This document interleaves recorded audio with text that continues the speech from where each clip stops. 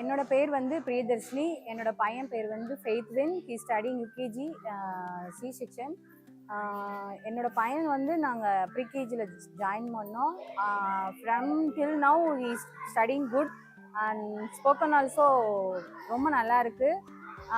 Academic wise பார்த்தோம் அப்படின்னா நம்ம என்ன சஜஷன்ஸ் கொடுத்தாலும் டீச்சர்ஸ் வந்து அதை நம்ம அக்செப்ட் பண்ணிட்டு நம்ம என்ன இம்ப்ரூவ் பண்ணணும் அப்படின்றத அவங்க வந்து இன்ச் பை இன்ச் வந்து அவங்க நோட் பண்ணுவாங்க.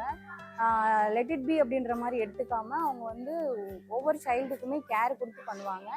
அது வந்து எனக்கு இங்கே வந்து ரொம்ப பிடிச்ச விஷயம்.